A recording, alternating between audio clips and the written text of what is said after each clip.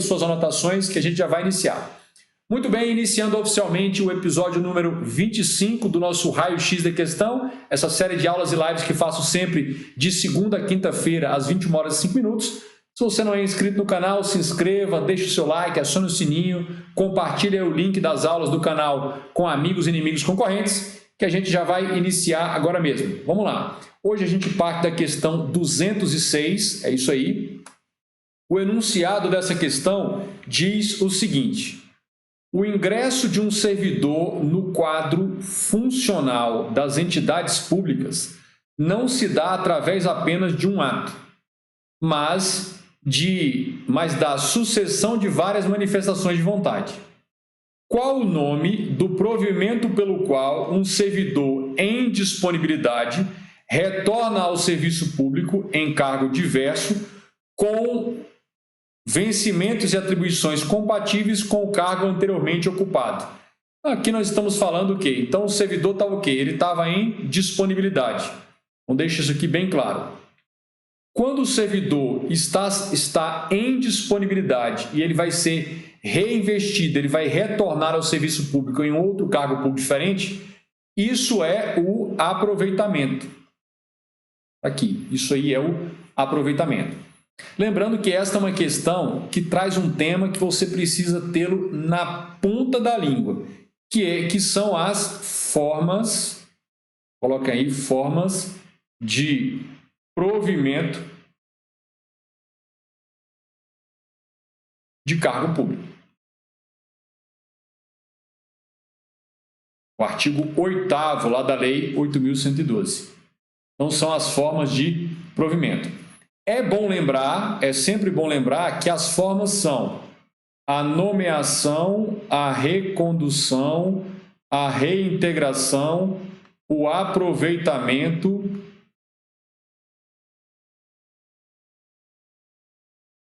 a promoção, a reversão e a readaptação. Então, só para você se lembrar aí, quais são as formas de provimento? Nós temos nomeação, você se lembra, tem a reintegração, tem a recondução, reversão e a readaptação.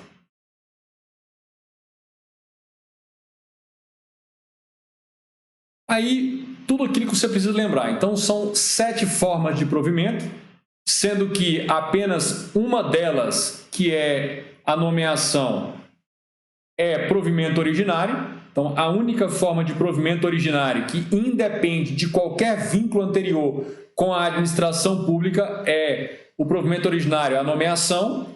A nomeação é a única forma de provimento que se complementa com a posse. As outras formas todas, provimento derivado.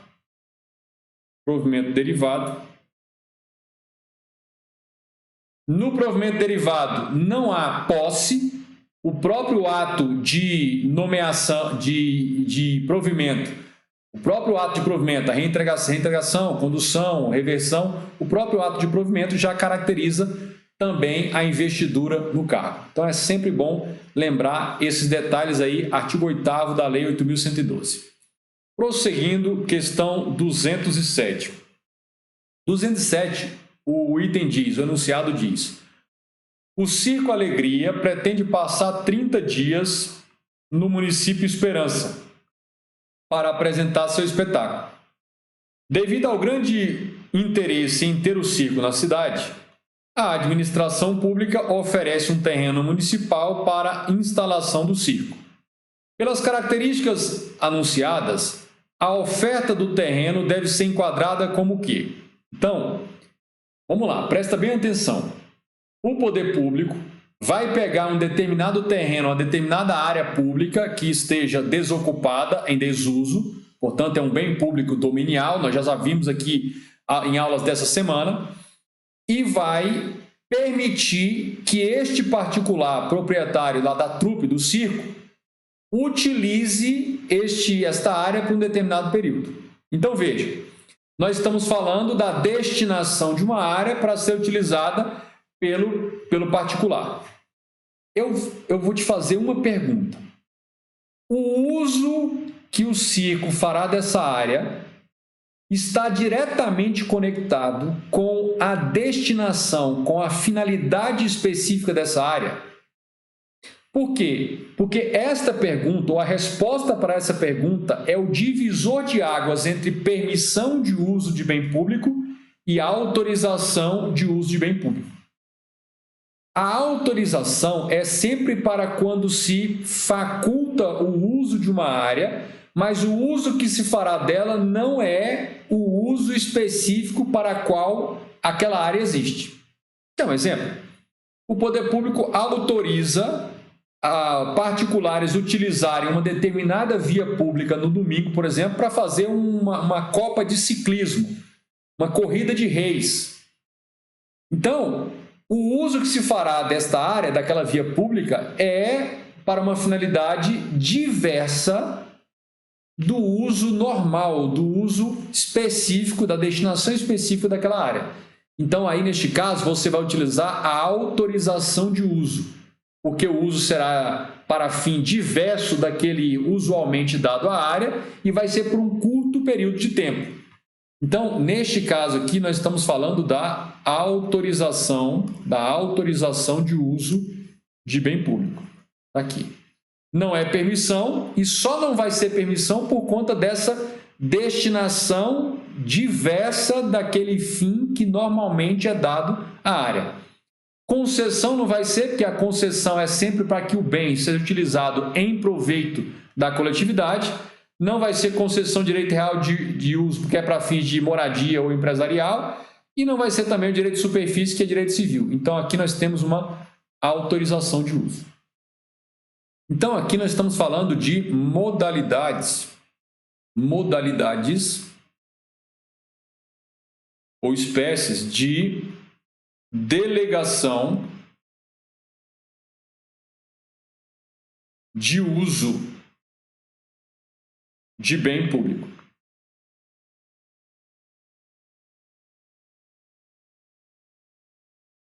Muito bem.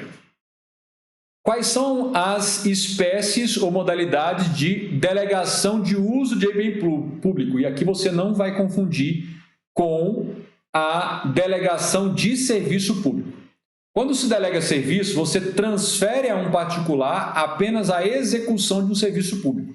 Quando se fala delegação de bem público, você transfere a um particular, a um terceiro, o uso de um bem, de uma área pública. Então, aqui nós temos a concessão de uso de bem público. Nós temos a concessão de direito real de uso de bem público. Nós temos a permissão de uso de bem público e temos ainda a autorização de uso. E, por fim, tem a cessão de ceder de uso de bem público. Concessão de uso de bem público e concessão de direito real de uso de bem público sempre serão contratos. Então, esses dois primeiros aqui serão sempre contratos administrativos. A permissão de uso, a autorização de uso e a cessão de uso serão atos administrativos discricionários e unilaterais, precários. A cessão de uso é quando um ente público faculta outro ente público utilizar um determinado bem, um imóvel, um prédio. Agora, a distinção crucial entre permissão e autorização é a destinação que o particular fará ou dará ao bem.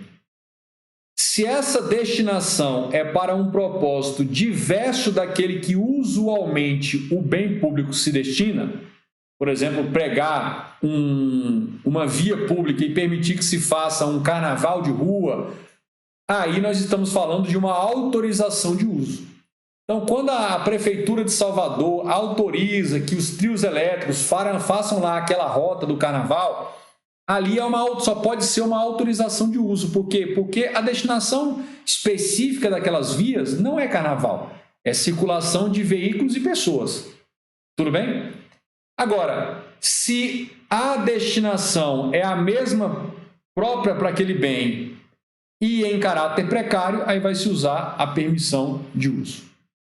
E jamais confundir permissão, concessão, autorização de uso de bem público com permissão, concessão e autorização de serviço público. 207, letra B, a gente avança para a questão 208. Questão 208, o enunciado diz: pode-se dizer acerca do direito administrativo. Então, o que é correto afirmar em matéria de direito administrativo? Direito administrativo é um ramo do direito público? Isso está correto. Que tem por objeto, ou seja, o objeto do direito administrativo, ele se preocupa com as regras e princípios que regem as atividades administrativas do Estado, ok? Entendidas essas como as que não são jurisdicionais e legislativas. Correto. Correto. As regras próprias do direito administrativo não são regras relativas à função jurisdicional nem legislativa. Então, são regras próprias da gestão e administração pública. Para confirmar o gabarito, letra B. Direito administrativo é ramo do direito privado? Está errado. É ramo do direito público? Sim. Que tem por objeto a atividade legislativa? Não. As regras ou o ramo do direito que tem a ver com a atividade legislativa ou é o direito constitucional ou é o processo legislativo. Regimento interno das casas. Então, está errado a letra C e a letra B. A letra D. Direito administrativo é ramo do direito público? Está correto. Que tem por objeto atividades jurisdicionais? Não. As atividades jurisdicionais são processo civil, o processo penal, processo trabalhista e algumas regras próprias do texto constitucional. Está fora.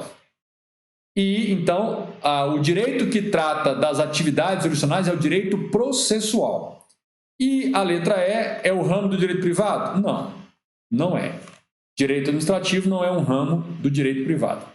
Então, mais uma questão aí, o gabarito letra A, para você poder revisar as características próprias do direito administrativo, cujo objeto são as normas e princípios que disciplinam as atividades administrativas do Estado, ficando de fora a atividade legislativa, de elaborar leis, e a atividade jurisdicional, que são os processos judiciais.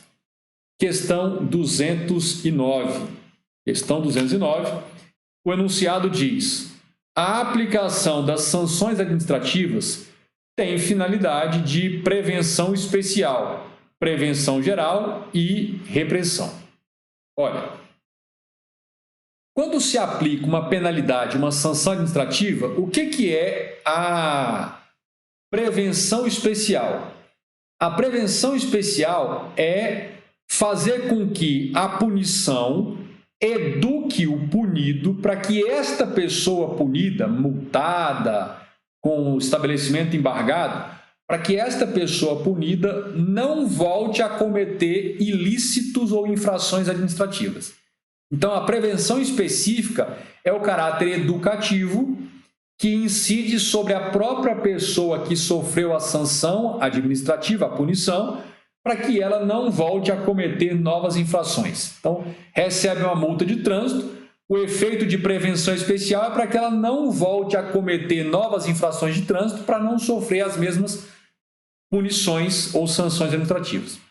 A prevenção geral é porque, ao punir o João, a coletividade, sabendo disso ou tomando ciência disso, usa aquele velho ditado: quando você vê a barba do vizinho arder, você coloca a sua de molho. Ou seja, então, para que eu não seja punido com sanção administrativa tal qual o João foi, eu não vou fazer ou não vou cometer as mesmas infrações administrativas que o João cometeu.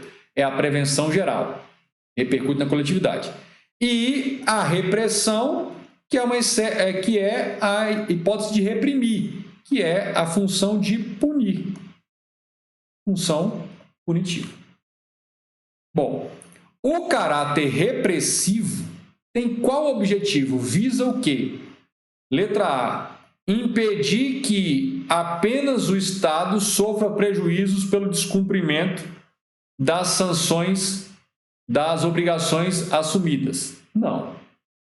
O objetivo repressivo é impor consequências diretas para a pessoa que cometeu a infração. Está errado.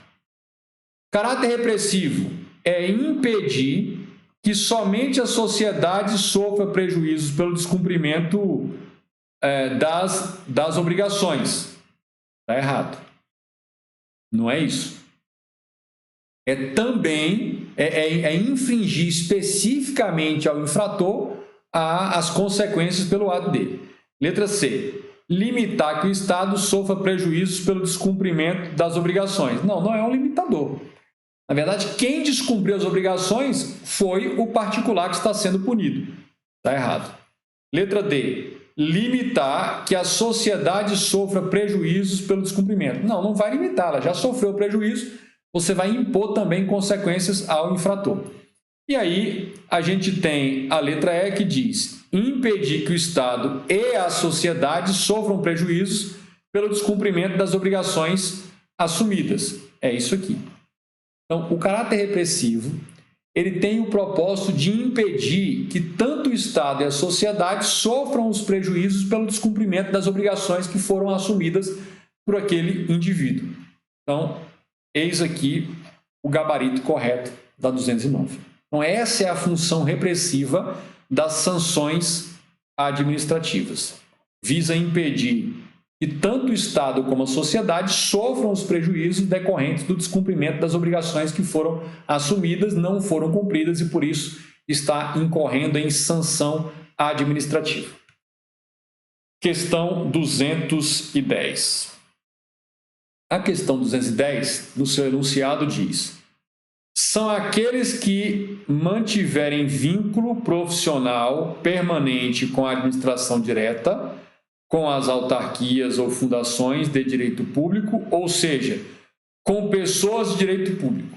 Olha, aqueles que mantêm vínculo profissional permanente não são nem agentes públicos e não são agentes políticos, que têm um vínculo representativo, e também não são os temporários. Se ele mantém um vínculo com pessoas jurídicas de direito público, o certo é que eles são o quê? Servidores públicos. Servidores públicos e aqui estatutários.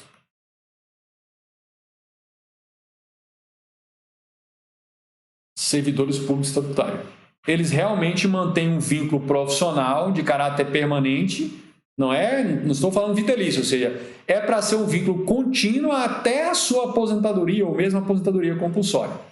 Então, eis aí a definição ou uma caracterização do que é o servidor público, que é diferente do empregado público, aqui é do empregado contratado, do servidor temporário e do supervisor geral. Um gabarito aí, letra C, questão muito fácil também sobre a conceituação do que são os servidores públicos, são aqueles que mantêm um vínculo profissional em caráter permanente com uma pessoa jurídica de direito público. Pode ser a União, Estado, DF, município, suas autarquias ou suas fundações públicas de direito público. Questão 211. A questão 211, o enunciado diz: segundo o artigo 2º caput da Lei 9784/99, a Lei do Processo Administrativo Federal, a administração pública obedecerá, dentre outros, aos princípios de... Então, lá no artigo 2º, parágrafo 1 dessa lei, tem o princípio da legalidade, tá ok, finalidade, tá ok, motivação, tá ok, razoabilidade, e proporcionalidade está ok, moralidade, ampla defesa, contraditório, segurança jurídica, interesse público e eficiência. Todos esses princípios são considerados princípios expressos do direito administrativo, porque estão expressos na lei. Mesmo nem todos estando expressos no texto constitucional, eles são expressos na ordem jurídica. Aí diz, em relação ao princípio da motivação, pode-se afirmar que esse princípio surge como? E aí, é um princípio que complementa o princípio da publicidade? Substitui o princípio da eficiência? Com certeza isso aqui não. É complemento da irretroatividade da lei? Não. Irretroatividade da lei é segurança jurídica. Um indicador de definitibilidade? Não. É um complemento do princípio da segurança jurídica? Não. Então, o que nós temos aqui é um complemento do princípio da publicidade. Muitos doutrinadores consideram que o princípio da motivação não é sinônimo, mas ele guarda uma relação de complementariedade com o princípio da publicidade, porque ao fazer a publicação, você também revela os motivos, as justificativas pelas quais aquele ato foi praticado. Prosseguindo. Questão 212. Essa é uma questão aqui importante. Para manifestação é autorização? Olha, Léo.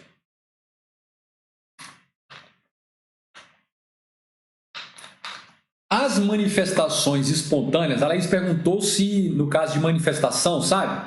Fora Bolsonaro, fora Lula, manifestação contra tal coisa, com a manifestação contra o racismo, manifestação. Laís e os outros. Lembra que lá na Constituição diz que as pessoas podem se reunir para fins pacíficos, não há necessidade de prévia autorização do poder público, desde que não haja uma outra reunião marcada para o mesmo local que possa gerar algum tipo de impedimento ou conflito. Beleza. Então, essas manifestações não exigem necessariamente que você que você obtenha uma autorização de uso de bem público. Normalmente, essas manifestações são feitas em vias públicas. Elas devem ser feitas desde que não restrinja completamente o direito de ir e vir, a liberdade de locomoção. Então, na verdade, quando se faz a manifestação, você não tem uma autorização de uso. Você tem uma ocupação de área pública ou de espaço público constitucionalmente legitimada, desde que esta ocupação de espaço público não restrinja por completo a liberdade de locomoção, não contrarie e prejudique uma outra manifestação, reunião previamente agendada para esse local e nem exponha a risco o patrimônio privado, o patrimônio público, a integridade física das pessoas e outros direitos de interesse da coletividade. Tudo bem? Muito bom. 212 diz o seguinte: a Lei Federal 13.019, coloca aí nos comentários #eu se você não faz a menor ideia do que trata essa lei, ou nunca leu, nunca ouviu falar. Coloca aí #eu se você não faz a menor ideia do que se trata essa lei.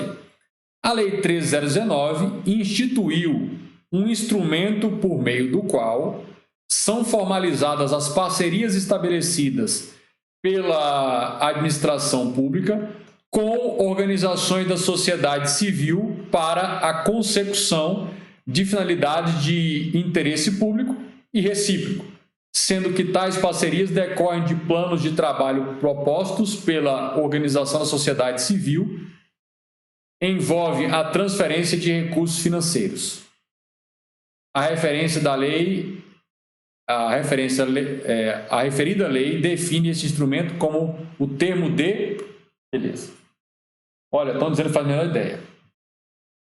Essa lei de 2014 é considerado o marco regulatório, ou novo marco regulatório, das entidades do terceiro setor, em especial a cooperação, a parceria, a forma de interação entre as entidades do terceiro setor e o poder público.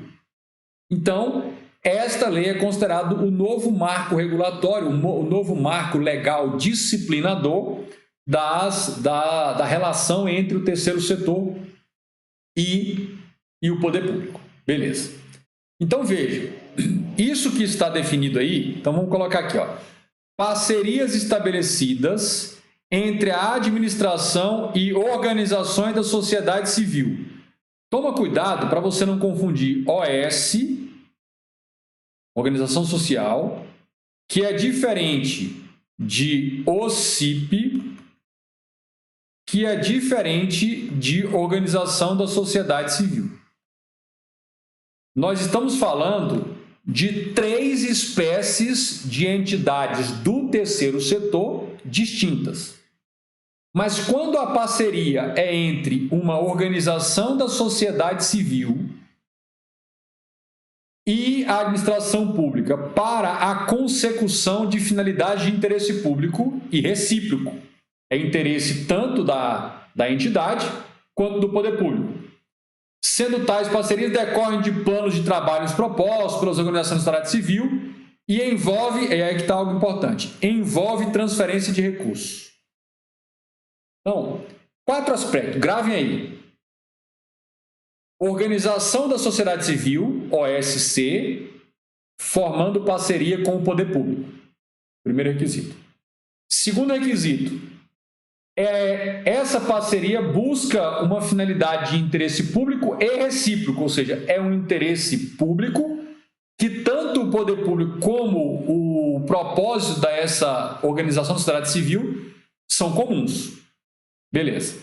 E, além disso, decorre de um plano de trabalho para favorecer o interesse público, um plano de trabalho que foi proposto pela organização da sociedade civil. E, por último, sempre envolve transferência de recursos do poder público para essa organização da sociedade civil. Beleza? Bom, e aí nós estamos falando de que exatamente? Então, este vínculo entre a organização da sociedade civil e o poder público e a administração, isso é chamado de termo de fomento. Termo de fomento. Bacana? Beleza. Eu trouxe aqui um esqueminha para te ajudar a relembrar e te avisar que quando o assunto tratado nessa lei, a 13019 de 2014, quando aparece em prova, basicamente vai estar correlacionado com os itens da letra A, B, C, D e E. Então vamos lá.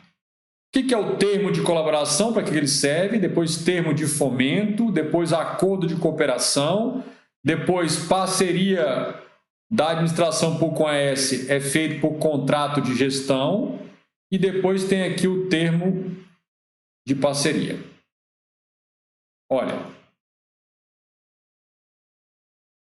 naquela lei 13019, ela tratou especificamente deste instrumento, os 3 primeiros. O que é o termo de colaboração?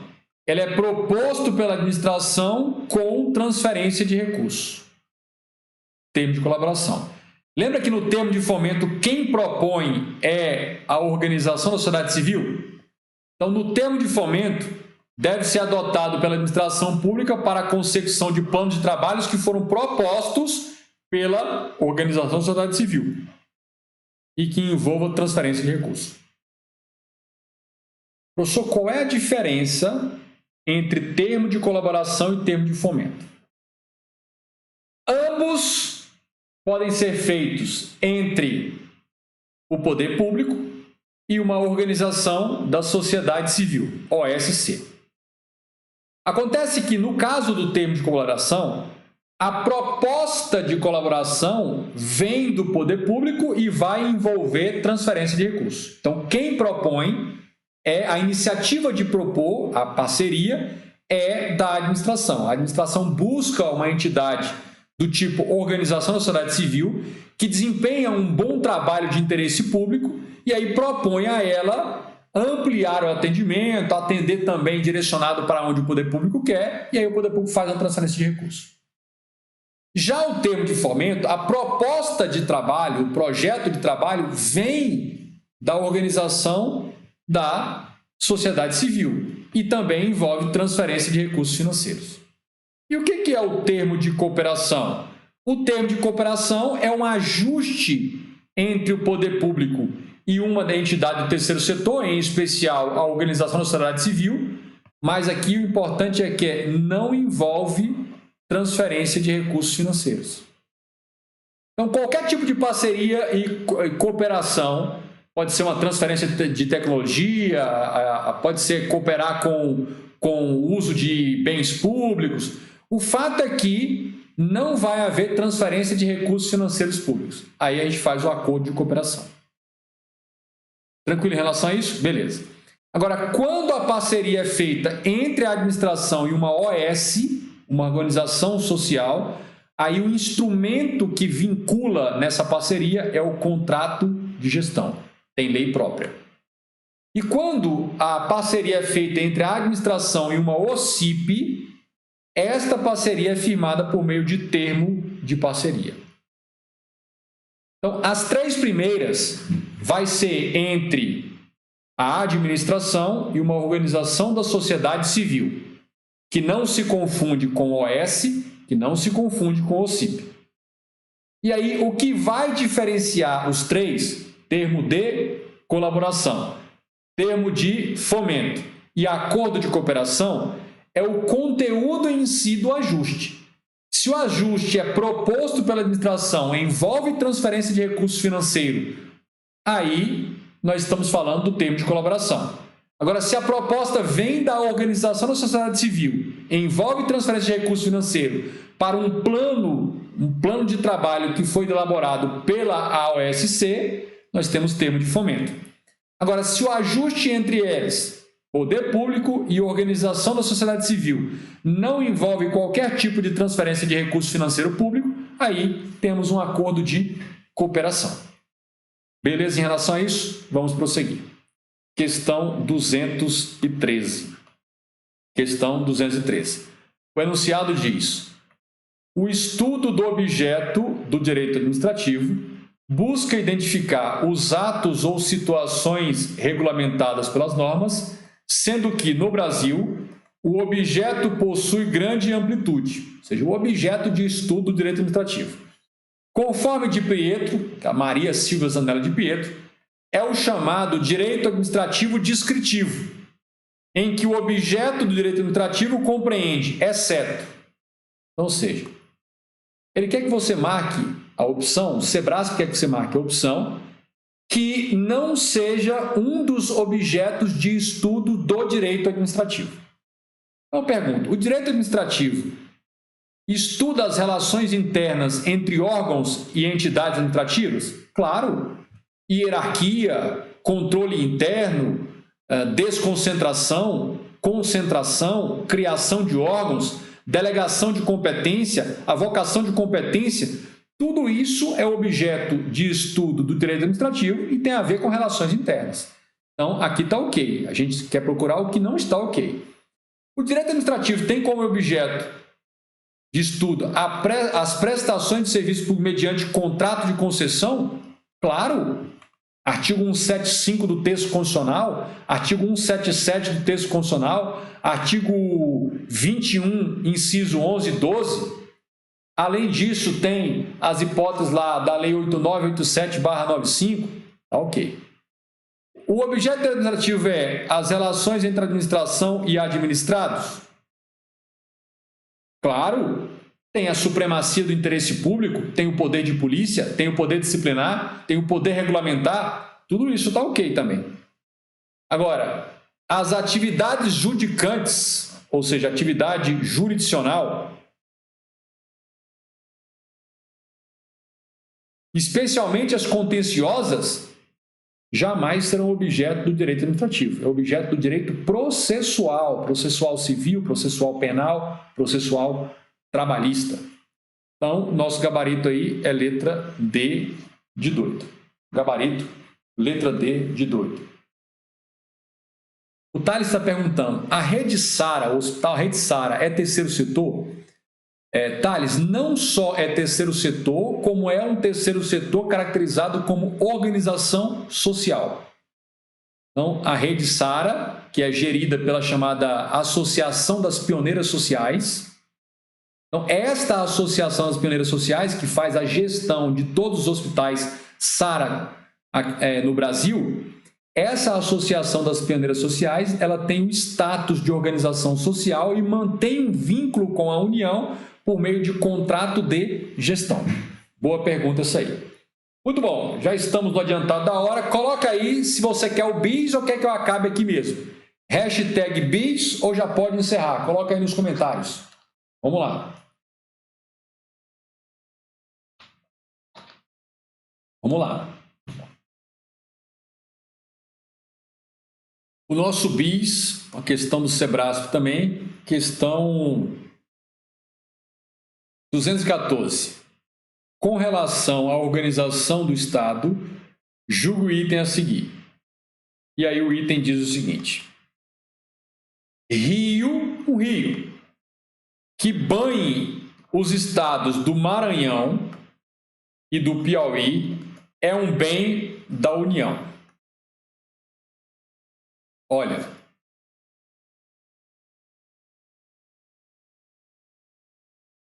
bens da União,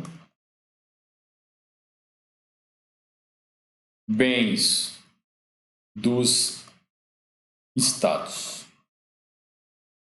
Artigo 20, meu Deus, 20 da CF e artigo 26 da CF. Olha, quando se cobra na prova de concurso bens públicos, as chances de você encontrar essa diferenciação, esse tópico, o que são bens da União, o que são bens dos Estados, é enormíssima.